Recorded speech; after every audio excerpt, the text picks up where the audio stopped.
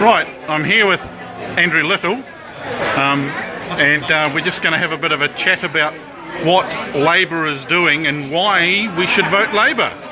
So what's the core issues for Labor this election that's going to get them elected in the government?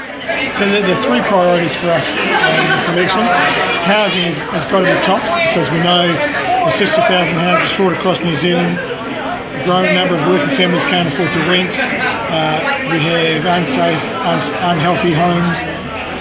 And we've got speculators running rife in our property market. So we've got with the number of things we're going to do to fix that: build more homes, build more state houses, have a healthy homes guarantee, and we're going to get speculators out of the market. We're going to tell overseas buyers who want to own a house here but not live in it, you want to build a new house.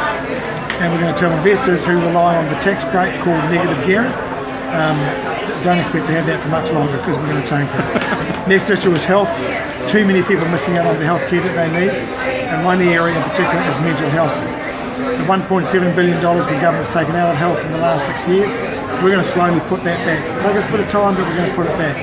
And then education, because education is about opportunity for the future and giving young people a chance. We want to get back to having a world-class education system, fantastic teachers in front of kids, good class sizes. And Like when we were kids. and like when we were kids, but also knowing that the world of work is changing. We've got to have young people ready, prepared and equipped for that future. Yeah. Our three priorities: housing, health, education. So what, if you had to pick one as your pet issue, what would be your pet issue that's closest to your heart? The other, which is long-term, which is about wages and incomes. We've got to lift wages in this country for a lot of people. And it's no longer just kind of the bottom 5 or 10%.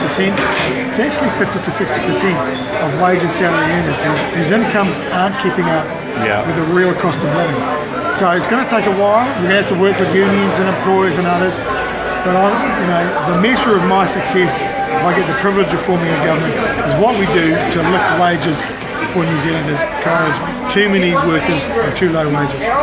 What about the one thing I've always been curious about is what about some of the labour laws that Nationals put in place, like the 90-day rule and things like that? And I know they wanted to extend that out to 12 months. Yeah. Is there any likelihood Labor would rethink getting rid of things like the 90-day Yeah, well, what we're saying is that there's got to be fairness.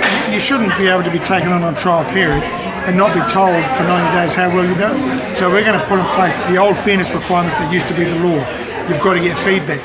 You've got to be treated fairly throughout that process. We're also going to, some of the things about, making it harder to negotiate a collective agreement.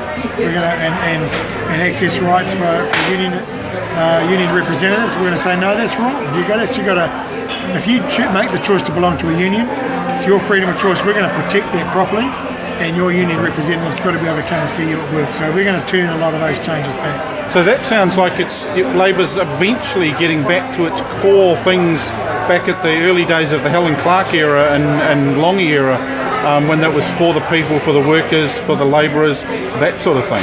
We've always stood for that, and that's why, when I first became leader, we set up this thing called the Future of Work, because the world of work is changing. We want to make sure the world of work of the future is safe and secure and gives people this, secure incomes, good incomes, and people are going to be treated fairly, and we're going to do that. That's my personal commitment. This is what I spent 20 years fighting for before I came into Parliament. Cool. Well, thanks very much for your time. You're welcome. And it sounds like your voice is starting to get a bit worn out. So now not only have you got health and safety issues with wobbly chairs you were standing on, now your voice is going. All right, Thanks very much.